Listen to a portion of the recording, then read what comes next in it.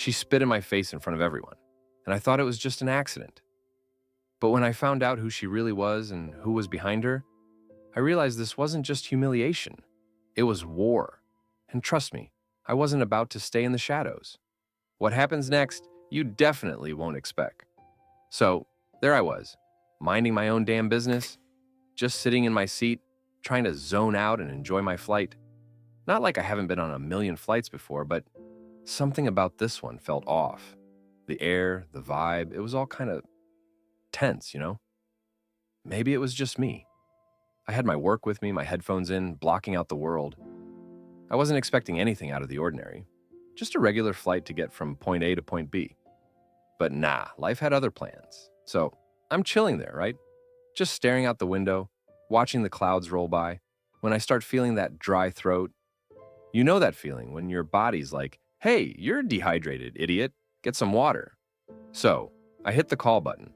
Because why the hell not? I'm in business class. I deserve a little comfort, right? Here comes the flight attendant, and she's one of those types. You know the ones. She's not even trying to fake it. White as snow, stiff as a board, and her smile. Fake as hell. I don't trust people who smile like that, man. She comes up all chirpy, but the second she looks at me, something shifts in her face. It's like she recognized me or something, but in the worst way possible. Her eyes narrow, just a little. I can feel the judgment coming off her like a bad perfume. Yeah? She asks, not even bothering to hide the irritation in her voice. Yeah, can I just get a glass of water? I ask, trying to keep it civil, even though I'm already getting a weird vibe. She freezes for a second, and that second felt like eternity. She looks at me, then looks around the cabin like she's making sure no one's watching, then back at me again. And that's when it hit. Water, huh? She smirks, like she's too good for this whole situation. Here's the thing, honey. There ain't no slaves here, except for you. So don't think you can just ask for whatever you want. I swear, at that moment, I thought I had lost my hearing. Like my brain couldn't even process what she just said. I mean, what the hell? Did this woman seriously just say that to me? Did she think I was gonna sit back and take it like some kind of fool? I blinked, trying to stay calm, but let me tell you, my blood was boiling. Excuse me, I said, trying to stay in control, but the anger was creeping up in my voice.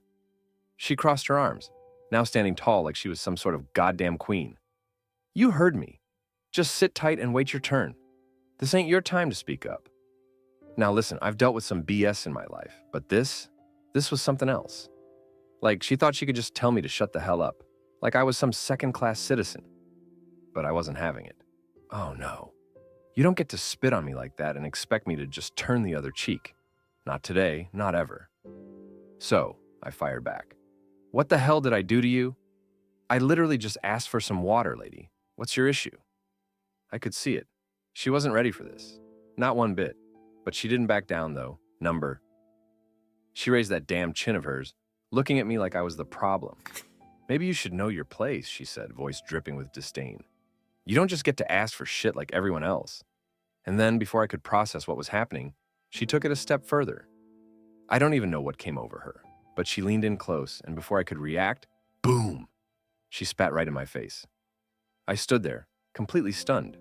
My brain was trying to catch up with what the hell just happened. I wiped my face, feeling the spit trickling down my cheek, and it took everything in me not to just blow up right then and there. And she didn't even flinch. She didn't even apologize. She just stood there with this smug look, like she had just won some sick victory. Sit back and wait like a good little girl, all right? She said, walking off like she had just dealt with a child. I just sat there, frozen for a minute. This wasn't happening, was it? I kept thinking to myself, did that really just happen? I could feel my blood pressure rising, but at the same time, I was like, okay, cool. Cool. But deep down, I knew I couldn't just let this slide. No way. So I pulled out my phone. I wasn't about to let this slip under the radar. If this was going to go down, it was going to go down the right way. Time to get some receipts. But then something hit me. As I'm sitting there, staring at the phone, about to hit record, it's like the whole world just came crashing down on me. I couldn't ignore it anymore. This wasn't just some random racist incident. There was something more here. And that's when I realized who my husband was. He owned the damn airline. All right, so there I was, sitting in my seat, still processing the whole situation like I was in some messed up dream. Spit in my face? That was definitely a new one for me. I mean, we're talking about a full-on, I'm going to humiliate you in front of a bunch of strangers moment. And don't get me wrong, I'm no saint, but that was next level.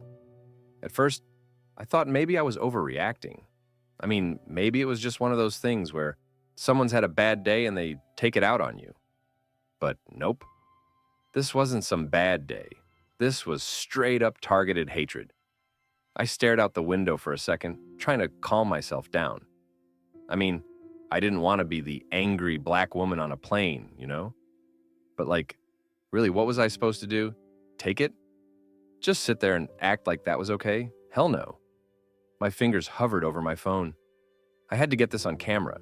No way was I letting this slide without making some noise.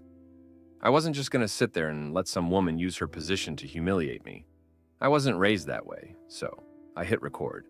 The video didn't even need to be fancy. Just the raw, unfiltered moment. Her face, her words, all of it. She thought she could get away with that. But nah, not on my watch.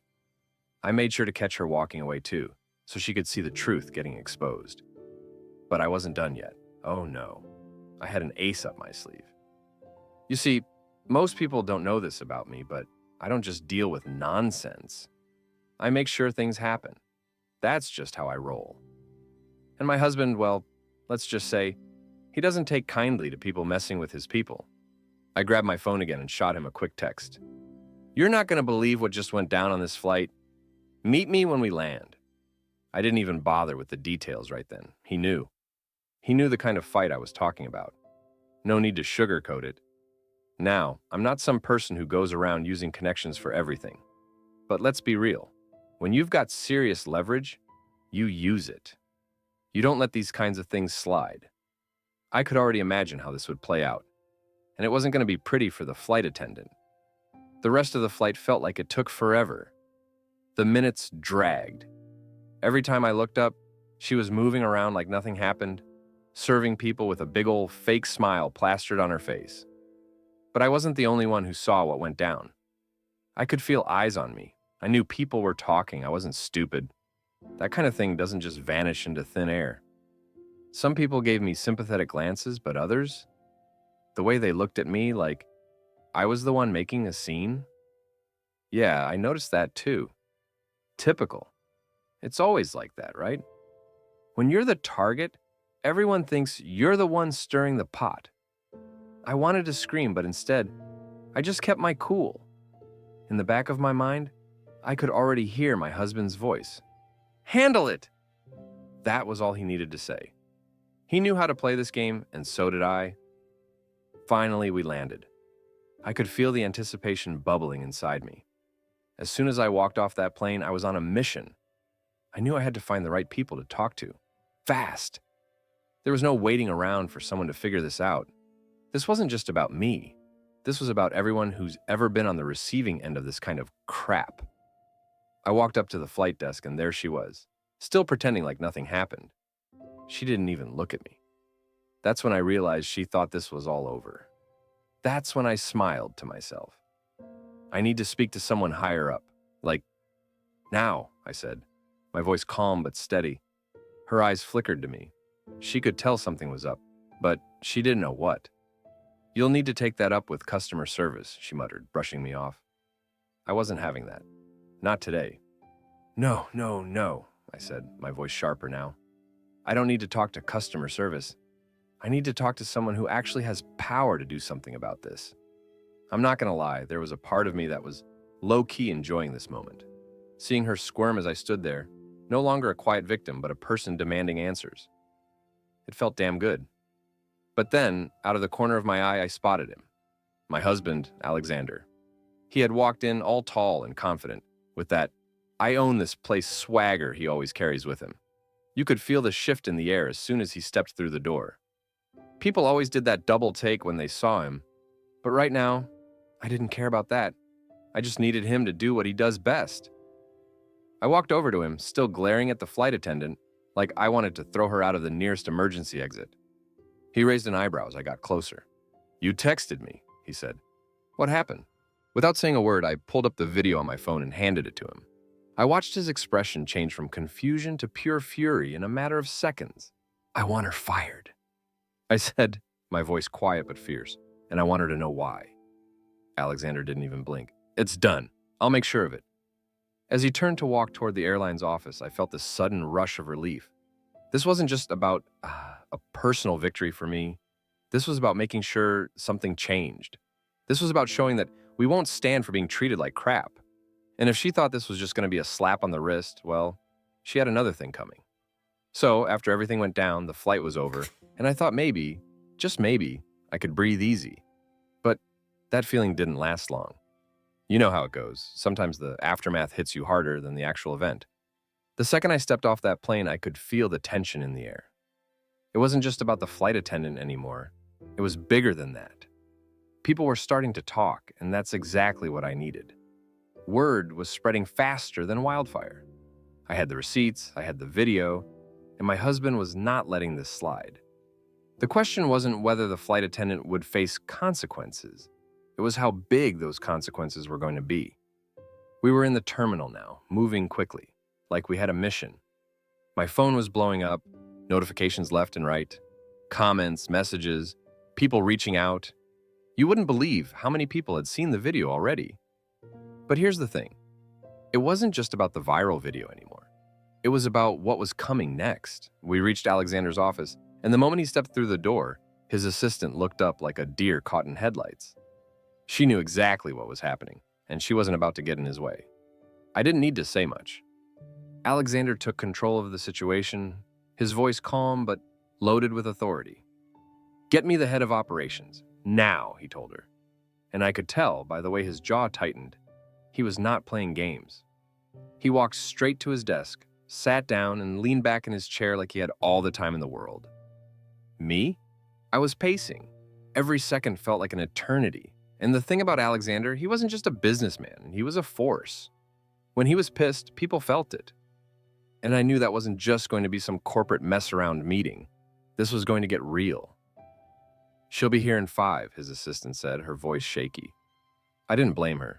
If you've seen how Alexander handles business, you'd understand why people get nervous. Now, I won't go into details about the meeting, but I'll tell you this. It didn't take long for things to get heated. The head of operations came in, and let's just say she didn't exactly bring her A game. Alexander didn't waste time with pleasantries. He went straight for the jugular. You know what happened today? He asked, looking her dead in the eye. She shifted uncomfortably, but didn't answer. That's when I realized that she knew this wasn't going to be some slap-on-the-wrist situation. I'll make it simple for you, Alexander continued, his voice cool as ice. My wife, Marion, was humiliated on one of your flights by one of your staff. She was spat on. You let this happen under your watch, and you think it's going to go away? You think you can sweep this under the rug? Think again. He let those words hang in the air, and I could feel the tension in the room. The head of operations finally found her voice. We'll investigate the matter, she said, all professional and polished. But I could tell it was just her trying to avoid the heat. We'll get to the bottom of it. Alexander's eyes narrowed. No. You don't understand. There is no investigation. This is about accountability. It's about making sure something like this never happens again. I want this handled, now. There was a long pause. And for a split second, I thought maybe she was going to back out, give us the corporate spin and hope it would all blow over. But nope. She took a deep breath, and I saw the gears turning in her head. She knew she was in deep. Look, she said finally, I understand, and we're taking this seriously. I'll handle it. But I wasn't satisfied, not yet. I wasn't just going to sit there and let her get away with empty promises. I leaned forward, making sure she knew I wasn't just playing nice. I want her fired, I said, and I want you to make sure she knows exactly why. The head of operations nodded stiffly. Understood. Alexander gave her a look that could melt steel. You better, because if she's still on any of our flights in the next week, I'll personally make sure you're all over the news for being complicit in this. Do I make myself clear? She nodded again, her face pale as a ghost. Crystal clear, sir. As soon as the door shut behind her, I couldn't help but let out a breath. I turned to Alexander and gave him a small smile. Thanks for having my back.